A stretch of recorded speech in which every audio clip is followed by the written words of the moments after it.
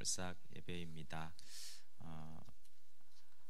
어제 본문과 조금 함께 오늘 본문들을 나눴으면 좋겠습니다.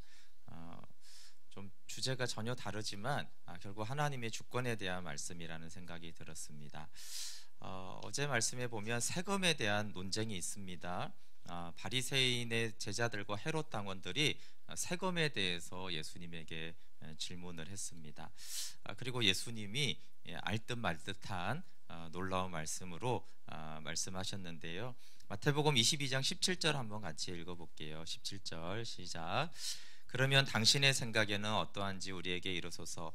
가이사에게 세금을 바치는 것이 옳으니까 옳지 아니하니까. 이거 일부러 이제 말에 올무를 걸려고 한 어려운 질문이죠. 예수님이 세금 바치지 말아라 그러면 헤롯 당원들이 이제 로마에 결탁된 사람들인데 로마의 반역자로 이제 잡아갈 것이고, 세금을 바치라 그러면은 아주 이제 민족에 대한 배신과 반역자로, 특별히 바리새인들은 이제 가르침적으로 로마에 좀 반대하는 사람들이었기 때문에 백성들에게 이 예수가 로마의 세금을 내라고 했다 이러면은 로마의 해방을 원하는 백성들이 예수님을 이제 모함하게 되어지겠죠. 그래서 예수님이 이제 세금 낼 돈을 보여라 그러면서 데나리온에 있는 이 형상과 글이 누구 것이냐, 그러니까 가이사의 것입니다. 그러니까 예수님이 그런즉 가이사의 것은 가이사에게, 하나님의 것은 하나님께 바치라, 이렇게 말씀을 했습니다. 이게 알듯 말듯한 사실은 말씀인데, 하나님이 이 두 나라의 시민으로 살아가는 그리스도인의 삶을 잘 설명한 말씀이죠. 우리는 두 나라를 살아갑니다. 그렇죠? 하늘나라의 시민권이고 여기 대부분 다 대한민국의 시민권을 가지고 있잖아요. 그렇죠? 그래서 하늘에 속한 백성으로 살아가지만 또 이 국가와 사회에서 관계하고 또 의무를 행하고 살아가고 있습니다. 이 바리새인들과 헤롯 당원은 사실은 굉장히 극과 극의 사람인데, 바리새인들은 특별히 이거 뭐 대제사장도 믿을 게 없고 이거 안 되겠다, 정말 우리가 철저하게 하나님의 말씀을, 율법을 지켜서 이제 하나님의 의에 이르자, 이렇게 한 사람들인데, 이렇게 하다 보면 좀 어떤 현상이 일어납니까? 사회와 분리가 되어지죠. 그러니까 사실 바리새인들은 뭐 국가관, 세금, 뭐 정치, 외교, 경제 이런 거에 별로 무관심한 사람이에요. 그냥 이 성경의 모세오경을 비롯해서 우리가 잘 아는 막 율법을 뭐 600가지가 넘게 정리해가지고 안식일은 이렇게 막 지키는 사람들, 그렇죠? 거기에 완전히 이렇게 몰두해 있는 사람들이기 때문에 사실 사회생활하고는 좀 격리된 사람이죠. 뭐 그렇게 세상에 나가서 쉽게 말해서 직장생활하고 이런 사람들도 아니고, 철저하게 말씀을 지키겠다고 하면서 세상과 좀 분리되는 사람이고, 여기 또 헤롯 당원이 하나가 됐는데, 헤롯 당원은 완전히 반대죠. 지금 이제 로마가 있고, 로마가 이 헤롯을 왕으로, 원래 에돔 사람인데 이방이 왕으로 임명했잖아요. 그렇죠? 근데 이 로마의 속국이 되고 거기다가 이방인을 왕으로 세웠는데, 유대인들, 이스라엘 백성의 자존심도 없이 헤롯 당원이 된 거예요. 그러니까 그 말은 이 정치적인 것과 경제적인 힘의 이런 야합을 위해서 로마도 좋고 이방 왕도 좋고 뭐 그렇게 이제 결탁한, 철저히 현세적이고 유대인들이긴 하지만 그냥 정치적으로, 경제적으로, 외교적으로, 군사적으로 뭐 이런 것들에 굉장히 이제 현실을 추구하는 사람들이 헤롯 당원들인 것이에요. 그래서 이렇게 좀 나눠지죠. 그래서 근데 이제 우리 교회에서도 보통 좀 신앙이 좋다 이러면 약간 바리새인처럼 되는 경향이 많이 있습니다. 말씀 읽고 교회 봉사 많이 하는데 세상과는 점점 이렇게 분리가 되어지고, 신앙이 없다 그러면 꼭 헤롯 당원 같죠.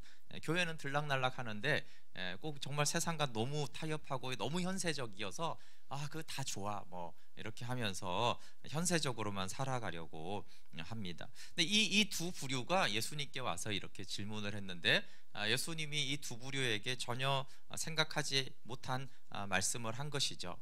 그래서 이 생명의 삶에 대해서 예수님이 생명으로 하나님의 자녀로 생명으로 사는 것은 세상과 분리돼서 바리새인처럼 사는 것도 아니고 세상에 너무 깊이 들어가 타협해서 그 속에서 변질되고 세속화되는 것도 아니다라는 말씀으로 했습니다. 그것이 가이사의 것은 가이사에게, 하나님의 것은 하나님에게 바치라라는 말씀이었습니다. 이 두 나라의 삶의 관계에 대해서 바울이 잘 해석을 했습니다. 네, 우리 로마서 13장 1절부터 한번 좀 찾아보실래요? 마태복음은 다시 볼 거니까 접어두시고 로마서 13장 1절부터 7절까지 이 세상과 그리스도인의 관계에 대해서 또 예수님이 가이사의 것은 가이사에게, 하나님의 것은 하나님께 바치라는 이 말씀을 알듯말듯한데 바울이 해석해 놨다라고도 볼 수 있는 본문이 로마서 13장 1절부터 7절입니다. 그럼 같이 읽어보겠습니다. 시작. 각 사람은 위에 있는 권세들에게 복종하라. 권세는 하나님으로부터 나지 않음이 없나니 모든 권세는 다 하나님께서 정하신 바라. 그러므로 권세를 거스르는 자는 하나님의 명을 거스름이니 거스르는 자들은 심판을 자취하리라. 다스리는 자들은 선한 일에 대하여 두려움이 되지 않고 악한 일에 대하여 되나니 내가 권세를 두려워하지 아니하려느냐. 선을 행하라. 그리하면 그에게 칭찬을 받으리라. 그는 하나님의 사역자가 되어 내게 선을 베푸는 자니라. 그러나 내가 악을 행하거든 두려워하라. 그가 공연히 칼을 가지지 아니하였으니 곧 하나님의 사역자가 되어 악을 행하는 자에게 진노하심을 따라 보응하는 자니라. 그러므로 복종하지 아니할 수 없으니 진노 때문에 할 것이 아니라 양심을 따라 할 것이라. 너희가 조세를 바치는 것도 이로 말미암음이라. 그들이 하나님의 일꾼이 되어 바로 이 일에 항상 힘쓰느니라. 모든 자에게 줄 것을 주되 조세를 받을 자에게 조세를 바치고 관세를 받을 자에게 관세를 바치고 두려워할 자를 두려워하며 존경할 자를 존경하라. 아멘. 바리새인들과 헤롯 당원이 생각했던 신앙과는 어떤 것이냐면 어쨌든 가이사 로마 황제와 하나님이 대척점에 있는 거예요. 그래서 하나님을 따를 것이냐 가이사를 따를 것이냐 이런 방식을 한 것이죠. 그래서 가이사를 따라서 세금을 낼 것이냐 하나님을 따라서 세금을 안 낼 것이냐 이렇게 생각을 하고 그런 질문을 한 것이죠. 근데 하나님의 대답은 뭐냐 하면 가이사는 내가 세운 일꾼이라는 거예요. 하나님의 권능 아래에 있는 내가 세운 권세다라는 것이죠. 그래서 가이사와 하나님이 이렇게 양쪽에 대척점에 있어서 누구를 따를 것인가가 아니라 하나님이 주권자와 모든 권세의 수여자이시고 가이사 로마 황제를 하나님이 세운 권세에 불과하다는 것입니다. 그리고 왜 이런 황제를 비롯한 많은 권세자들을 세웠느냐라고 하면 하나님의 공의를 집행하라고 하는 것이죠. 선을 행한 자에게 선을 베풀고 특별히 악을 행한 자에게 보응을 하도록 하나님의 공의의 집행자로 내가 일꾼으로 세운 나의 사역자다라고 하는 것입니다. 그러면서 이 세금에 대해서도 바울도 조세를 바치는 것을 바쳐라. 근데 바치는 이유가 뭐냐 하면 하나님이 일꾼으로 세운 이 세상의 권세자들이 공의를 집행할 수 있도록 그들이 일을 할 수 있도록 그렇게 하나님의 공의가 이 땅에 드러나고 나타나도록 세금을 바치는 이유가 그것이다라고 말씀을 하신 것입니다. 여러분 이 세금을 내는 이유가 하나님의 주권이라는 것이죠. 그래서 하나님이 두려워할 자로 하나님이 두었으면 그를 두려워하라는 거예요. 하나님이 존경할 자로 두었으면 존경하라고 하는데 이제 지금 교회 안에 얘기를 하는 게 아니죠. 지금 세상을 살아가면서 어떤 일을 내가 두려워하는 존재로 두었고 어떤 일은 내가 존경할 자로 두었는데 그것이 그게 뭐 교회가 아니니까 그게 아니라 그게 다 하나님이 그렇게 두려워할 자도 나에게 주고 존경할 자도 나에게 두었다라는 거죠. 근데 하나님의 사역자인데 하나님의 뜻대로 안 하는 불의가 너무 많지 않습니다. 맞죠? 그건 하나님의 사역자니까 하나님이 심판하시죠. 구약의 대표적인 예가 많습니다. 바벨론과 아수르를 통해서 또 누부갓네살도 왕도 이렇게 세웠잖아요, 그렇죠? 다니엘서를 본 누부갓네살 왕을 하나님이 세웠다가 그 누부갓네살 왕이 막 하나님 막 찬양하기도 하다가 그렇죠? 근데 하나님이 이렇게 짐승처럼 이렇게 심판을 하시거든요. 그러니까 하나님의 이 세상 사람들도 하나님이 권세를 주고 권세를 준 이유가 이 땅에 공의를 집행하라고 그러는데 착취하고 자기 탐심을 부리면 하나님이 심판하십니다. 궁극적으로는 지옥의 심판이 있고 이 땅에서도 하나님이 공의를 드러내는 것이에요. 그들이 부패할지라도 하나님이 그들에게 하나님의 공의를 집행하도록 세운 것이 바뀌지는 않는다는 것입니다. 그것은 사실은 우리도 마찬가지죠.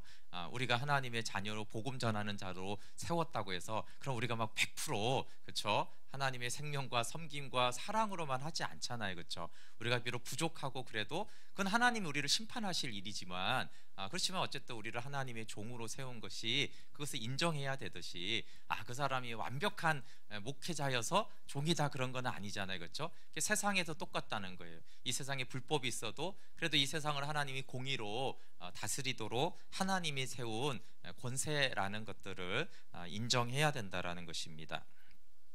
더 넓은 의미는 하나님의 주권이 세상 가운데 모두에게 있다라는 것이에요.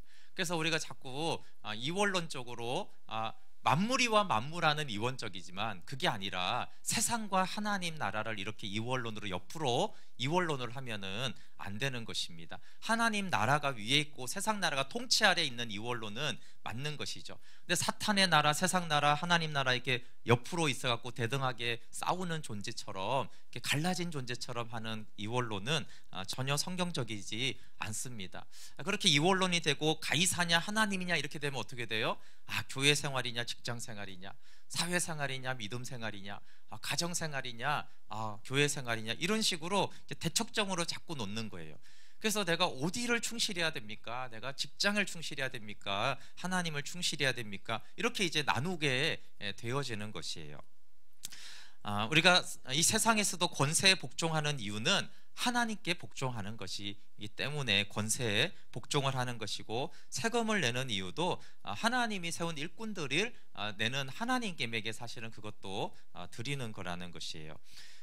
여러분, 권세로 우리가 다스릴 수 있습니다. 왜냐하면 저희도 이제 세상에서 꼭 말단 사업만 하는 건 아니잖아요, 그렇죠? 여러 가지 일들을 그러면은 내가 이 세상에서 어떤 회사든 직장이든 사회든 어떤 동아리 모임을 가든 내가 위치가 있어서 권위가 있어지면 그것은 하나님의 일꾼으로 하나님의 뜻을 집행하라고 내가 그 자리에 세상의 한복판에 있다는 거예요. 특별히 공의를 실천하는 것들을, 공법을 실천하는 것이 내가 그곳에 있는 권위자로 있는 이유입니다.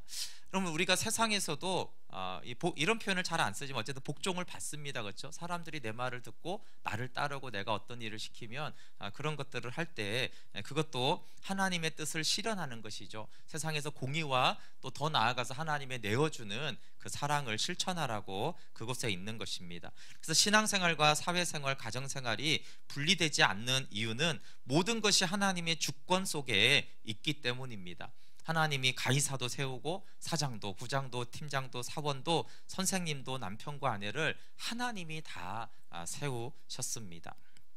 그래서 예를 들어서 회사원이라면 하나님이 회사와 사장과 팀장을 세워서 나에게 일을 시키고 월급을 주는구나, 이것이 성경적인 이 세상관입니다. 그래서 어떻게 바울이 하라고 그랬냐면 죽게 하듯 상전에게 하라고 그랬습니다. 그럼 죽게 하듯 상전에게 하라는 것은 무슨 뜻이냐면 그 상전에게 그렇게 하는 것이 곧 주님께 한 것이라는 것이에요. 우리 성경에 이런 말씀이 있는 거 잘 알아요. 우리가 지극히 작은 자에게 냉수 한 그릇이라도 내 이름으로 한 것이 곧 나에게 한 것이다.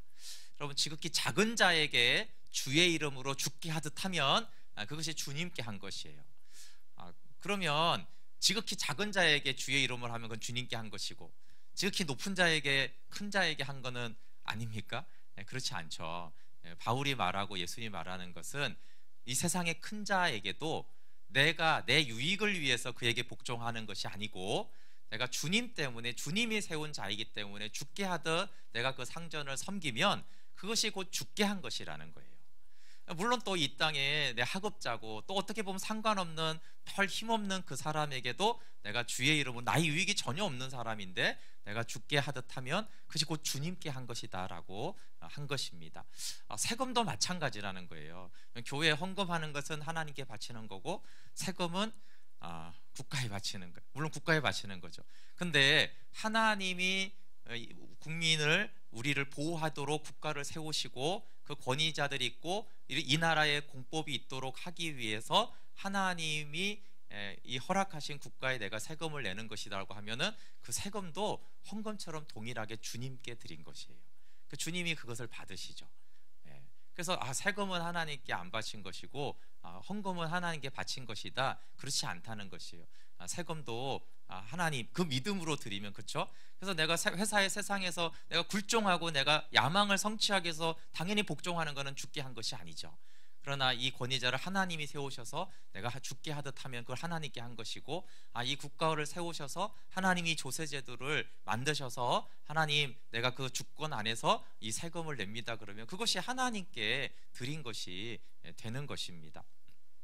그래서 주님이 가이사의 것은 가이사에게, 하나님의 것은 하나님께 바치라는 것은 하나님께는 이렇게 바치고 가이사에게는 이렇게 바치라는 것이 아니에요. 가이사에게 바치는 것조차도 너희가 하나님께 바치는 것으로 바치라는 것이에요.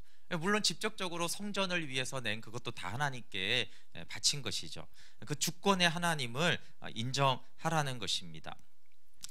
그리고 또 중요한 것이 있습니다. 그러면 뭐 다 복종하고 무조건 다 따라야 되냐? 그렇지 않죠. 그럼 주님이 세우셨기 때문에 우리는 이 세상 어떤 권위자도 하나님보다 그를 두려워하지 않습니다. 하나님이 가이사를 세웠는데 우리가 왜 가이사를 두려워합니까?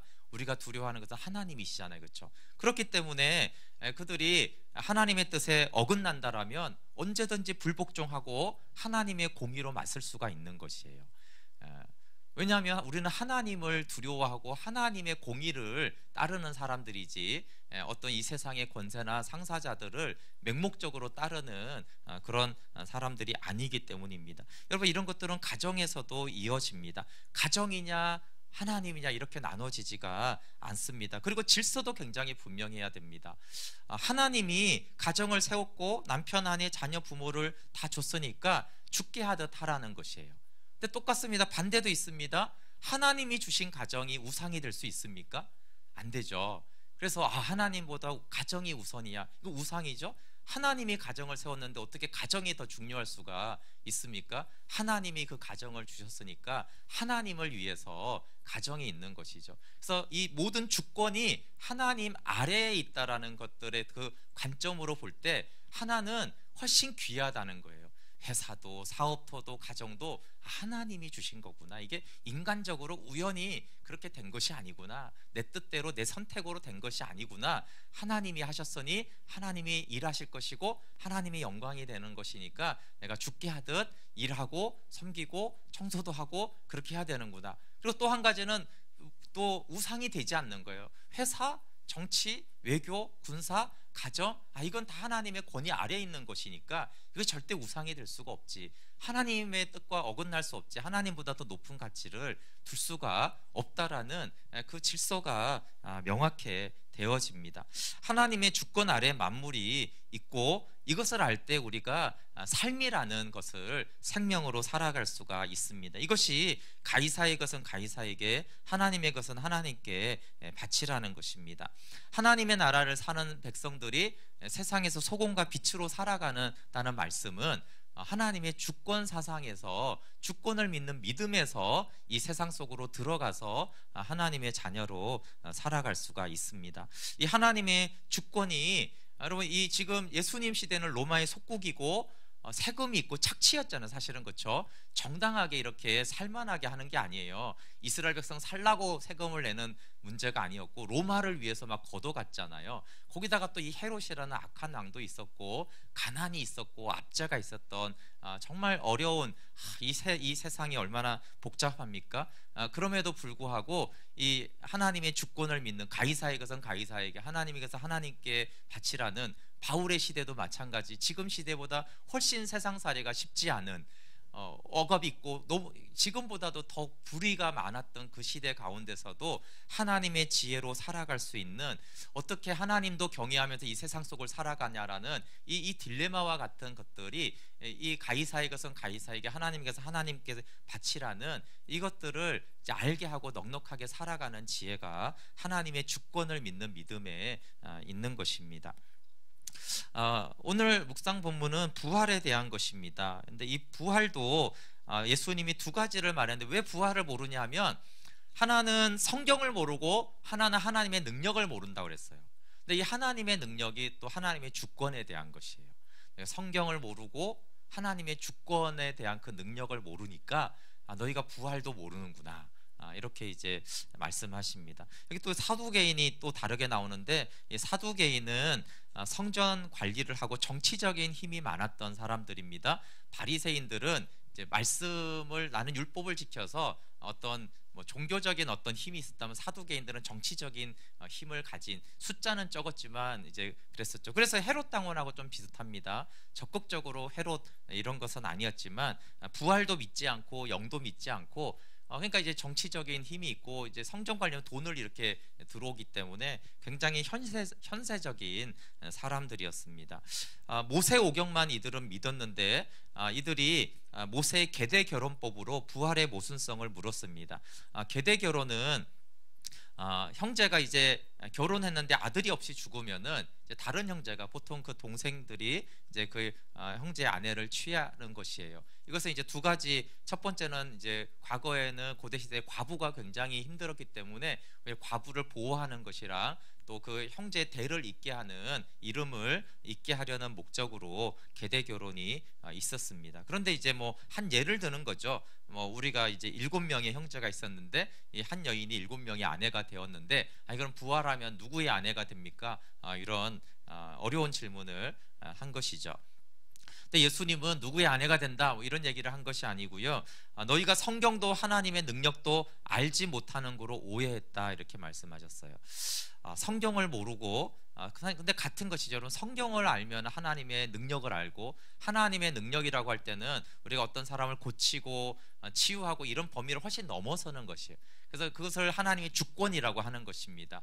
모든 만물, 우주 안에, 우주의 통치부터 참새 한 마리의 통치까지 모든 것이 하나님의 주권과 통치와 다스림 안에 있다라는 것이 하나님의 주권이거든요. 그러니까 능력보다, 우리가 생각하는 것보다 훨씬 더 크신 하나님의 무한한 능력을 말하는 것이 하나님의 주권이죠. 그럼 부활은 우리가 그냥 가난한데 돈을 주고 병자를 고치는 그런 능력으로는 부활을 믿을 수가 없죠. 죽었는데, 그렇죠? 죽은 자가 어떻게, 그것도 한 명이 아니라 모든 죽은 자가 어떻게 살아납니까? 2000년 전, 3000년에 죽은 사람이 어떻게 살아납니까? 그것은 하나님의 주권에 대한 믿음이 없기 때문에 이 사도개인들이 모세오경은 믿었지만 하나님의 능력을 너무나 제한한 거예요. 그러니까 모세오경을 믿으니까 하나님의 능력을 전혀 안 믿었다는 게 아니에요. 현세적으로 하나님 그래 이렇게 정치적인 힘도 주고 이런 경제적인 것, 이런 거는 정도의 믿음이 있었지, 하나님이 부활의 하나님이라는 그런 하나님의 능력에 대한, 주권에 대한 믿음이 전혀 없었다라는 것입니다.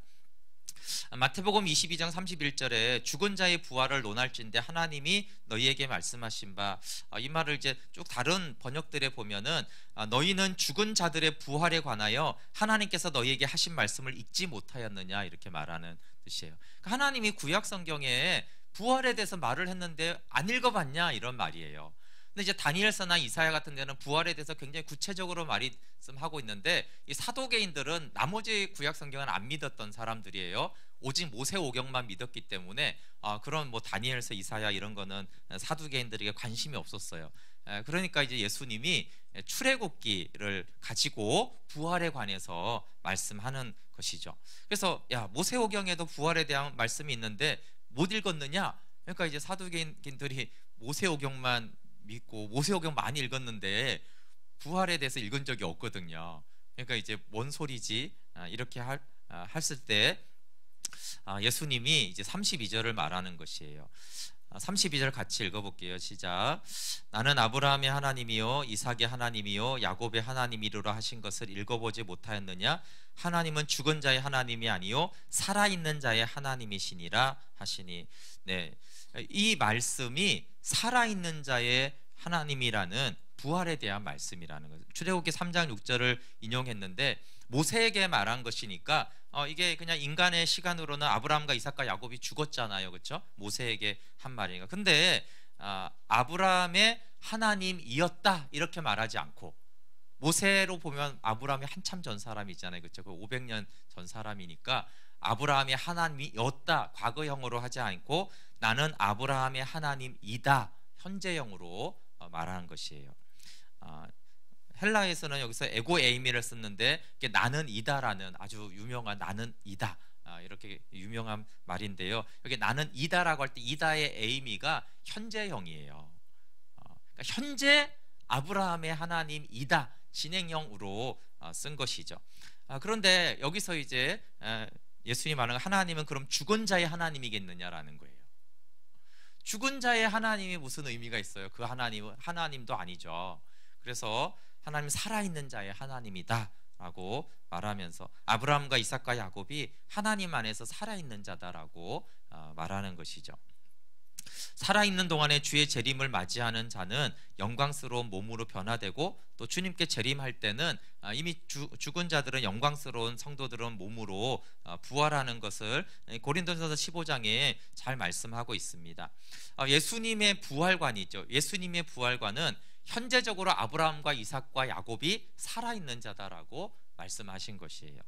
신구약 시대 때 하나님을 믿는 자들은 그래서 죽은 자들이 아니요 살아있는 자들이죠. 왜냐하면 죽은 자의 하나님이 아니라 산 자의 하나님 안에 있기 때문에 그래요.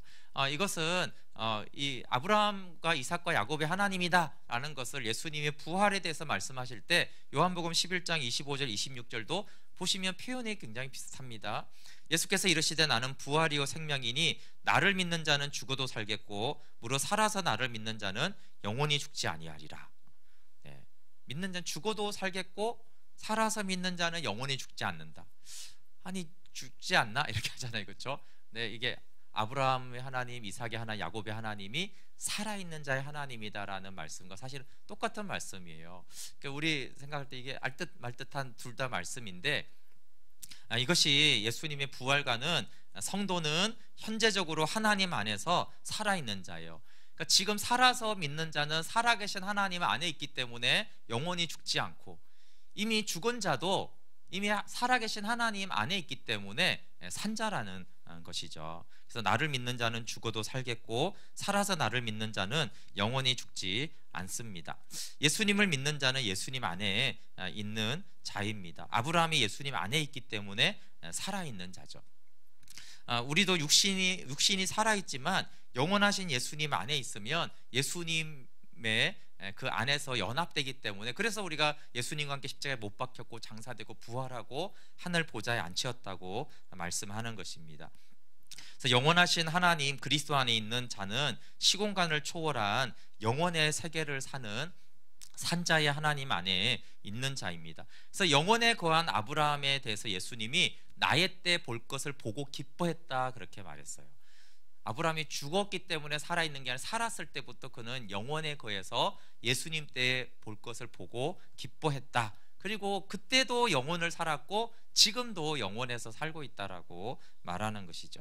영원에 거하는 우리도 종말에 있을 몸의 부활을 현재로 여기는 잘하고 있습니다. 영원의 시간의 관점에 우리가 하나님 안에 있으면은 이제 그 마지막 부활에 부활할 그 몸을 현재로 믿고 사는 것이다라고 했습니다. 그것이 고린도전서 15장 57절에 우리 주 예수 그리스도로 말미암아 우리에게 승리를 주시는 하나님께 감사하다.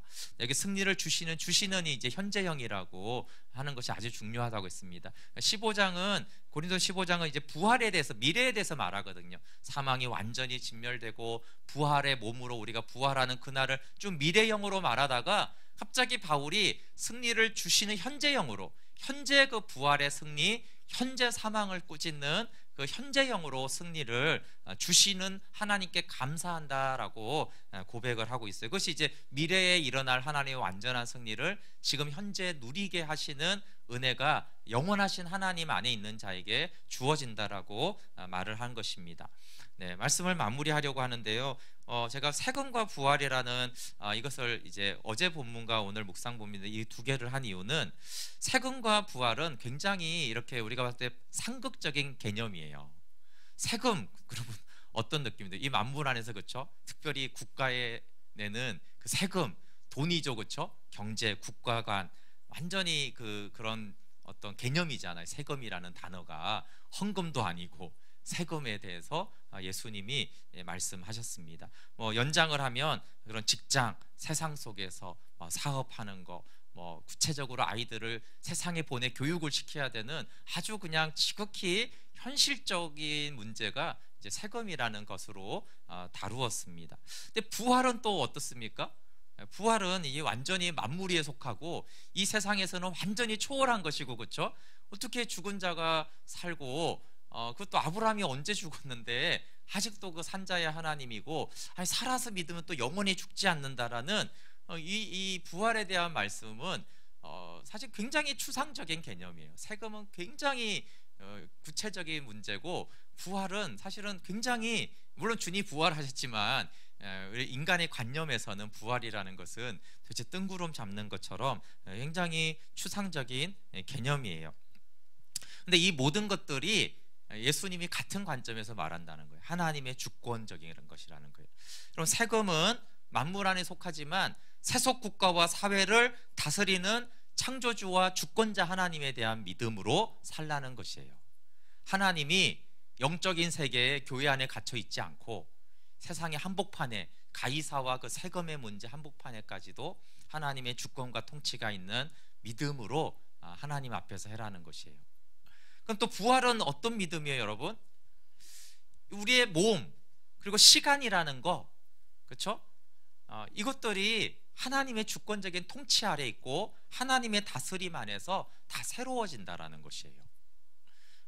우리가 시간을 잡을 수가 없잖아요, 그렇죠? 인간이 절대 못하는 그 시간을 못 붙잡는다라는 것인데, 그런데 하나님은 그 시간의 주관자이신데 어떻게 주관하세요? 물론 이 크로노스의 역사에 주관할 뿐만 아니라 하나님의 영적인 카이로스만이 아니라 미래를 현재화할 수 있는 것이 하나님의 주권적인 능력이라는 거예요.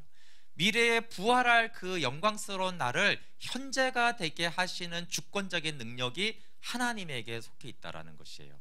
그러니까 하나님의 이것이 다 주권에 대한 말씀이라는 것이에요. 아니 왜 현재와 미래를, 우리는 제한되지만 하나님의 주권과 능력에서는 그 하나님의 미래의 능력이 지금 능력이지, 그 미래의 부활을 주실 하나님이 지금 주시는 주권자 하나님이지. 그러니까 우리가 부활이라고 할 때는 가장 영적인 신앙생활을 예표하는 단어고, 세금이라는 것은 가장 이 세상 한복판에 들어가서 세상 사람들과 엎치락뒤치락하는 그 모든 것이 사실은 다 어떤 것이 있어요? 하나님의 주권이죠. 하나님이 여기까지 하나님의 통치의 개념이 있다라는 거예요. 근데 우리가 저 세상 한복판 세금 내는 데는 하나님 없겠지, 또 현재는 있지만 저 미래는 또 어떻게 하나, 이런 것들이나, 아니 미래도 어려운데 미래를 어떻게 또 현재로 하는, 이게 도대체 무슨 말인가라고 했을 때 하나님이 저 세금 내는 현장에도 미래와 현재를 한 시점에 있게 하는 그것이 하나님의 주권과 능력에 있다라는 것이에요. 그 믿음이 있으면 너희가 부활을 믿고 그 믿음이 있으면 세금을 내는 문제도 하나님 안에 있다라는 것을 알게 될 것이다, 이렇게 말씀을. 그렇게 보면 하나님의 주권을 믿을 때 우리가 보통 말하는 예배, 교회 생활도, 그렇죠?